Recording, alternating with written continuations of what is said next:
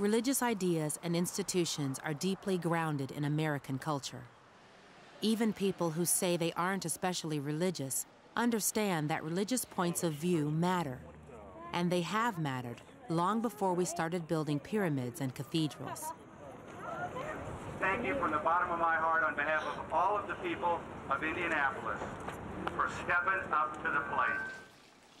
Religion affects who we are as individuals, how we look at the world, and how those individual worldviews come together to shape what a community looks like and whether it bends or breaks under pressure. Yet there is not a single religious point of view. There may be many. And knowing that a population is mostly Christian doesn't mean that it's uniform. The many religious threads within a community weave a tapestry of opportunities and challenges for civic leaders, clergy, and congregations.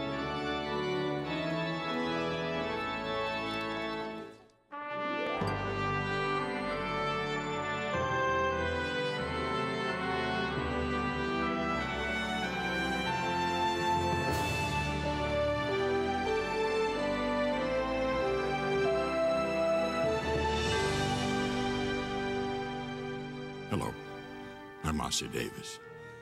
Faith and community, the public role of religion, aims to deepen our understanding of the diversity and vitality of religion in America, its people, institutions, and ideas, and their influence on our life together. The series is based on a study, the largest of its kind, that included interviews with religious and civic leaders, congregational members, and public citizens in metropolitan Indianapolis, a study conducted by the Polis Center at Indiana University, Purdue University, Indianapolis. An earlier series, Religion as a Window on Culture, illustrates the variety of religions that are practiced in the United States. But what we sometimes overlook is the diversity we find within America's predominant religious tradition, Christianity, its complexities and relationships to the larger culture and to other religions. In looking at this tradition in Indianapolis, we hope to provide a window through which other American cities can be viewed. With a population of 1.5 million people, Indianapolis is big enough to be diverse, yet small enough to comprehend. Through 11 episodes, Faith and Community will introduce you to the public role of religion.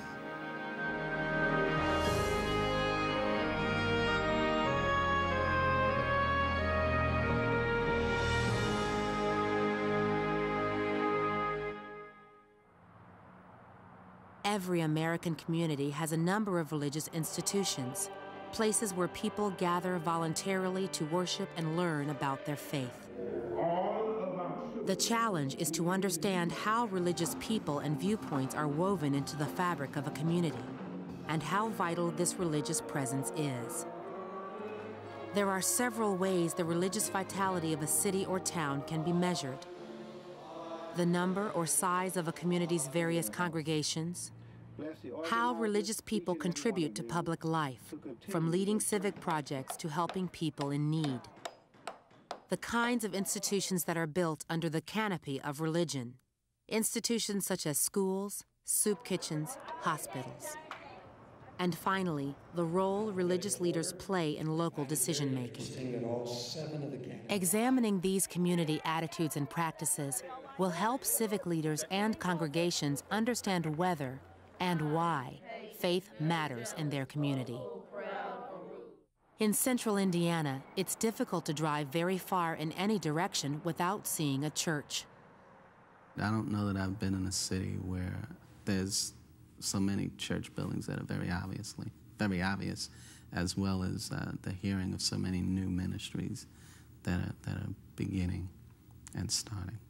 If we go back to the founding of this country, which many people romanticize that we used to be so religious, actually only about 17% of the population in a typical Sunday was going to church.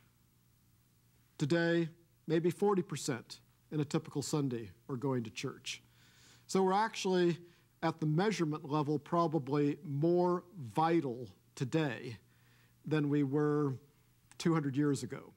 I would not discount numerical growth as an indicator of vitality. If you want to use an organic analogy, if a plant is not growing, then it's dying. Counting noses or steeples provides one measure, but it doesn't reveal everything. The new century has brought with it a greater diversity of religions in many cities and towns. Quien le dijo a ella una visión nueva? Communities that used to have 3 mainline Christian churches on the town square now may be home to immigrant communities with different faith traditions as well as languages.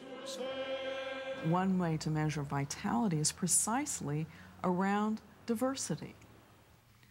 And to the extent that people are finding a home, finding a place where they can express their religious longings and religious energies, then religion is vital in this country. Vitality can be measured by the range of religious choices, even within one faith tradition. Mainline Christian denominations, such as Lutherans, Presbyterians, Disciples, Episcopalians, and Methodists, are still abundant in most cities, but membership has declined. More Christians are finding a spiritual home in independent and evangelical denominations, and in so-called megachurches that are increasingly common in suburban areas. The megachurches have gone out of their way to make it easy for people to participate. We have a generation of people who are very much at home with things like PowerPoint presentations. You don't have to find your way through 3 books in order to participate in this worship service. All of those things matter. We have a very dynamic religious economy with a lot of competition, and one might even say a lot of niche marketing. And what occurs is that, in a sense, there's a religious option for everyone. The choices in Indianapolis do include megachurches, but there are hundreds of storefront congregations as well. One of the things that I've seen happen in Fountain Square is that the mainline churches have largely disappeared. And they've largely been replaced by storefronts, by small neighborhood churches. But if you look at religious vitality by the participation of people in some community of faith, you might even be able to argue that the neighborhood's more vital than it has been. The vitality of a particular congregation might be measured by its spiritual energy. Robert Coles once said, if you enter a place of worship and you sense that the people there are sensing the presence of God, you're going to come back. And if not, they're going through all the motions, you can't be dragged back. So there's got to be soul there. There's some excitement or joy about what they're doing. And whether that's the choir singing or an economic development organization, it's clearly connected, which goes to the next one, that there's a link between their mission and their activity. If the measure of vitality is what happens once the community of the faithful leaves the church, then the challenge for community leaders is knowing where to look. Everybody else's eyes are closed. Big Brother's going to give that opening prayer. Yes, sir. We need to go back. Religious leaders may be teaching scripture that shapes opinion and forms character, or wielding a hammer with a group of volunteers who build housing for the homeless, or chairing a political forum, or shaping job skills that help a new parent support her family. For a community to be successful, it has to have a core set of values. Those values come from family, those values come from certain moral precepts, and those values come from religion. Another strategy for deciding if religion is vital in a community: look to see if religious points of view are present when a community is making decisions on issues such as gambling, welfare policy, even neighborhood zoning. Notice if religious leaders contribute opinions on the op-ed page. religion is one of those social institutions which is not just about belief. It's a community. Religious organizations that are vital can set the tone for a community. When a public crisis hits, some will open their doors for public prayer services. Others will be on the scene of natural disasters, offering food, shelter, and expecting nothing in return. When people are in crisis, they have a tendency to come to the church. And so when it comes to the violence that we face in our communities, when people are hungry, when people lose their jobs, when people are looking for a refuge and a place to go, that's when they come to the church. And it's our obligation and our commission, our responsibility to be there in those times to respond to those needs and to the crises that people face within their lives. Religious institutions can offer something more subtle to a community, a moral voice and a place to practice using it. That might result in opening legal service agencies and child care programs, or building schools and hospitals to care for those who've been left behind. I think vitality in ministry or in life, the Christian life, has to flow through challenging the systems, challenging the way things are, to see that things can be better, and that each of us, because of our faith, has a responsibility to help change that. If you are absolutely imprisoned to your own passions or in four walls, you can't be vital. You've got to be out there. You have to be open to a future. You have to be purposeful.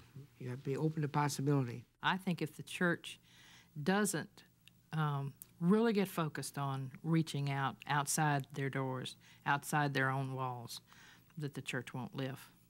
People will stand up for a cause based on their beliefs and what they feel is for the good of humanity.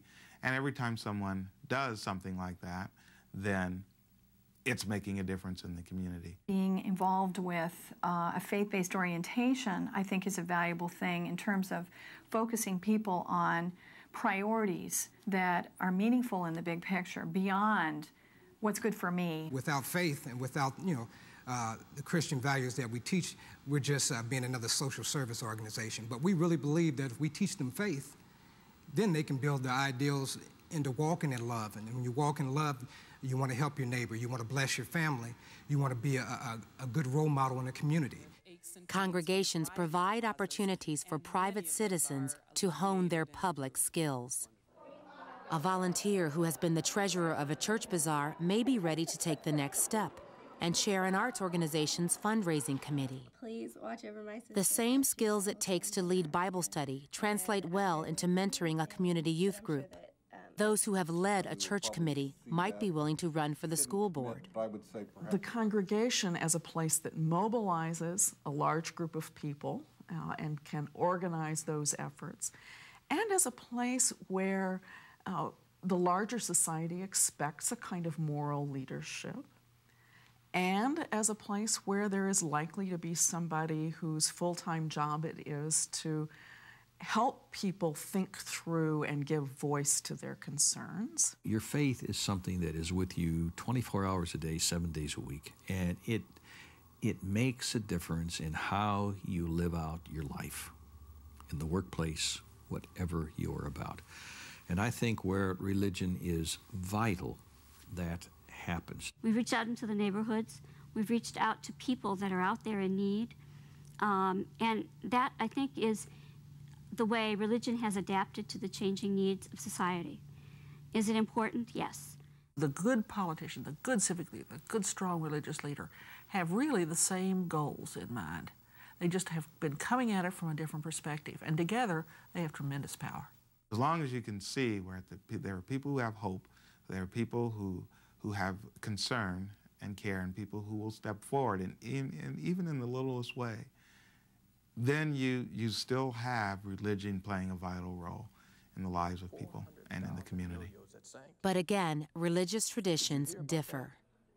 The challenge for civic leaders is to spend enough time with enough different traditions to know when congregations and clergy can be expected to help solve community problems. God's home is now with his people. He will live with them, and they will be his home. and when that expectation is at odds with reality. Historically, black churches may look at a potential civic partnership differently than would predominantly white mainline congregations. An evangelical congregation, where the primary focus is on personal transformation, and is He your Savior and your Lord? Will not approach social issues in the same way as will a mainline congregation where the emphasis is often on social reformation. I hope that we will maintain the pluralism that is very strongly rooted in this country, which will acknowledge the right of every person and every religious tradition and all the different facets within a particular religious tradition to enter public discourse and to bring their faith to bear on their political judgment. Certainly, leadership isn't coming only from the pulpit. The pews are full of people whose faith is embedded in daily decisions. I would hope that the influence of clergy would diminish only because the influence of, if I may use the term lay people, which I really don't like, but the common person in the church has increased. I would hope that that would be the case and that we can transition from the clergy being high and lofty and exalted to more of being a player coach. September 11th, 2001 had a galvanizing effect that will linger. The events and aftermath of that day made it clear. Religion permeates the big picture of American culture and international politics. Some use religious fervor to justify acts of unspeakable violence, while most believers rely on faith to heal a broken community. I think people are stepping back and saying, you know, what do I really value? What's important to me? And as they do that, I think we're seeing a comeback on things that focus on God and focus on values much more than on what I want and what I can have and the materialism that has been so prevalent for so many years. A community is better off when it understands what role religious people and traditions play in shaping local customs and institutions. To do that, congregations and civic groups must pose these questions. What difference would it make if religious institutions weren't part of the local mix? What if the faith community's moral stance, Who's Lord? I can't hear you. Who's Lord? Jesus! Volunteer hours, and votes were suddenly to vanish off the radar? Who would notice, and who would be affected? How vital are religious practices, ideas, and institutions to the fabric of our communities? The church has become so self-minded in the last 50 years. I believe that's really what's happened.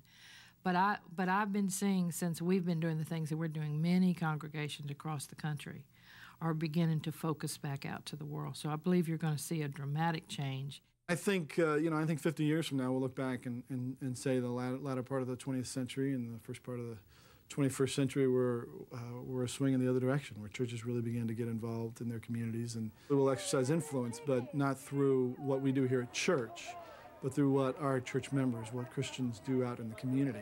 Vitality can be measured by involvement in political life as well as in other forms of civic life, but not by being the shrillest voice out there. It's by being the thoughtful voice. It's bringing differing points of view. It's bringing a moral or a spiritual dimension to political judgments and to civic involvement that I think is so important. People are looking for new ways of answering the same old questions. And I have a sneaking suspicion that if the church kind of thinks again about the questions that are core, and if the church can begin to help people wrestle with those essential questions, the religious ground is fertile for plowing. No amount of aggressive, effective government will make for a safe and prosperous and vibrant civic infrastructure if the population doesn't have a core set of values. And the primary place that those values can come from is faith. there were no good old days, there were different days. And I think what the religious institutions have to do in every culture is ask, what is our current environment and what are our resources and what are our mandates and how we bring them together, as opposed to, wasn't it easy then? There's no single way to measure the vitality of religion in a community, just as there's no one way to know if a person is filled with faith. It's something that can be observed only over time, in a range of circumstances, and from a number of vantage points. Religion's vitality can be measured in small gestures, in grand ceremonies, and in the daily events in between that give a community its strength and its future.